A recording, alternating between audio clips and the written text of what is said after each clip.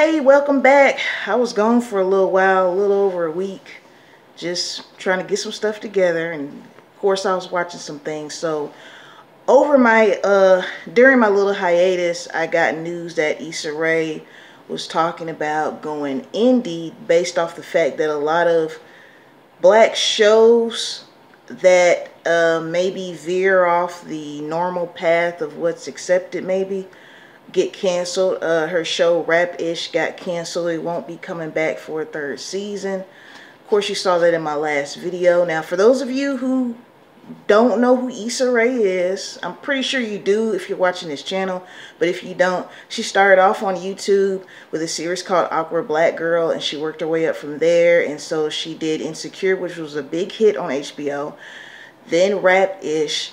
And I believe, if I'm not mistaken, she's produced, written for a few other people, done a few other projects, probably more than a few, several other projects. My thoughts on her going indie, I don't see anything wrong with it. I feel like we try to be validated too much by mainstream.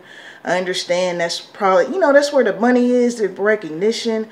But I feel like we seek that validation too much. Also with Rap-ish, I don't feel like it was marketed enough. One thing, and this is just my opinion, the reason why I think it wasn't marketed enough, or why it wasn't marketed enough, is because the title is Rap, S-H exclamation point T. So, you have to say Rap-ish on regular TV.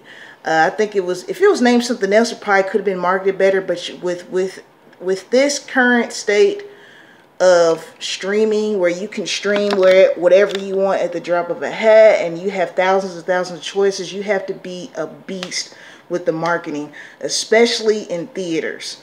I'm going to come back to my topic at hand, but the Book of Clarence, they said that the numbers haven't been that good. Well, for one, and I was reading the comments on Facebook, a lot of people didn't even know it was out. You had a lot of people that said they saw the trailer and they really didn't understand what genre it was in, what audience it was going for. I totally agree with that. I actually had to do a little digging even after seeing the trailer in the movie theaters. I'm a fan, but I forgot his name. The main character in that. And also my boy from Rap-ish, the one that played Lamont, R.J. Cyler. He's in Book of Clarence as well. But I guarantee, I promise you, when it goes to streaming, those numbers are going to go up.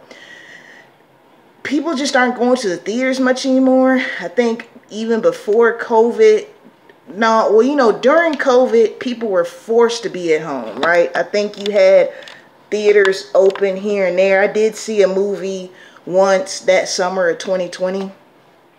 But people are opting to stay at home and stream.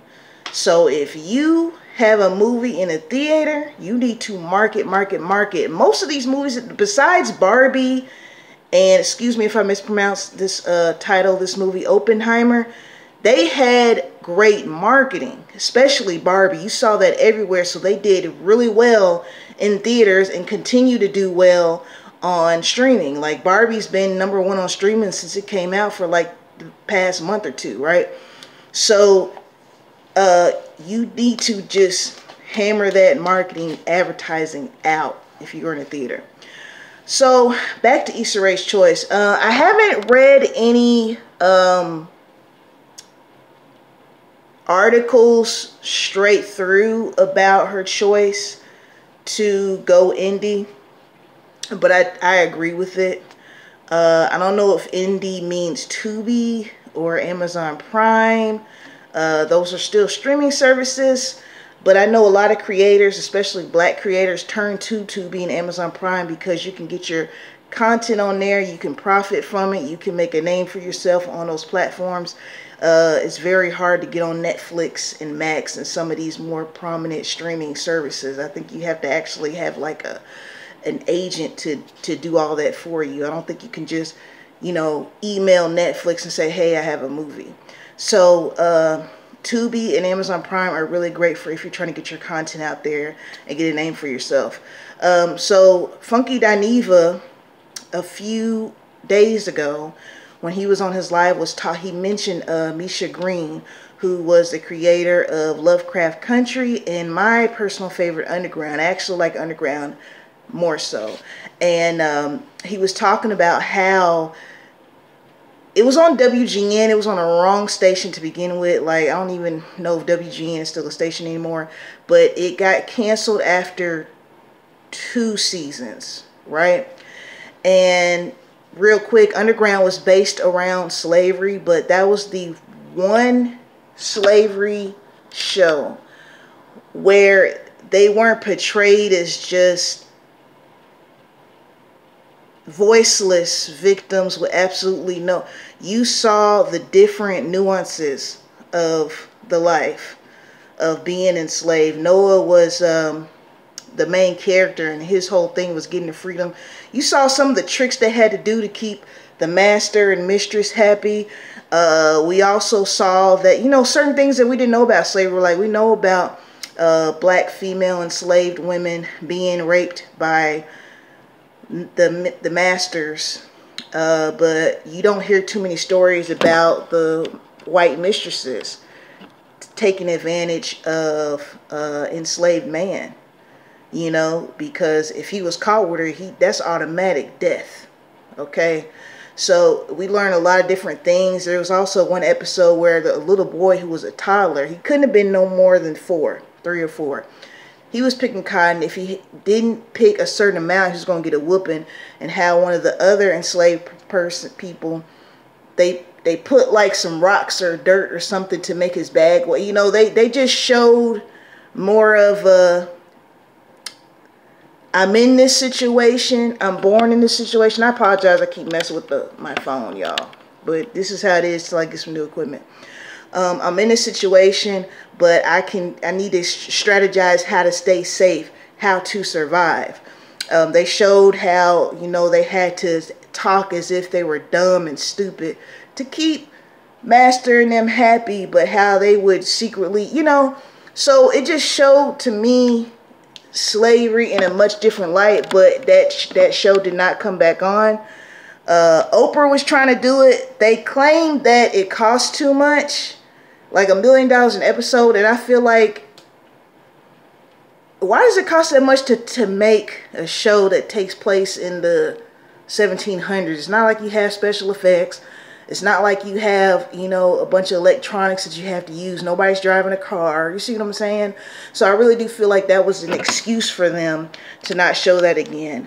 I don't know if I can make the argument that they cancel these shows because they don't want black people to be shown in different lights besides what we're used to. I don't know, because there's, like I said, there's so much out there to watch. But I say go indie. Let's do it. Like, why do we have to be validated by Oscar? It's good to get one. I'm not going to look. If I made a movie and I was nominated for an Oscar and I won it, of course I would be thrilled. I would be excited. But am I going to base my career around trying to get one? No, that's just me personally. I'm not dogging out anybody who does. If you're an actor or a screenwriter, a director, and your goal is to win an Oscar, that's great. I'm just speaking for myself. If I get one, cool. If I don't, I don't. Cool. Cool either way, right? So I look forward to seeing what Issa Rae is going to come up with. Like I said, I hate when shows end and it's on a cliffhanger. I'm thinking maybe they should quit having shows end on cliffhangers, because you just never know what's going to happen. You know what I'm saying? Like, if you watch my last episode, but my last video where I talked about the season finale of Rap-ish season 2, like, there were so many things that we will not know now. So I don't know. But anyways, I'm going to wrap this up. Just wanted to throw that out there. Very interesting time. I am glad to see that a lot of creatives are not afraid to branch out and make different things with black people in it. I know they got this one movie called The Magical something of the magical Negroes or something like that, you know, coming out. So just different things. We're stepping into different genres, fantasy, thanks to Jordan Peele. And I understand he's not the first to do it, but I think he's the one who definitely brought out the black horror into the mainstream. That's just my personal opinion, you know. So lucky to, hey, I can't even talk anymore. I'm kind of lipless, if that is a phrase. But anyway, as always, peace and blessings, man. Shout out to my subscribers for sticking in there with me. Love y'all very much, man. Y'all could be watching anybody else. You take the time out your day to watch me. I appreciate it. All right, until next time, everyone. Have a good one.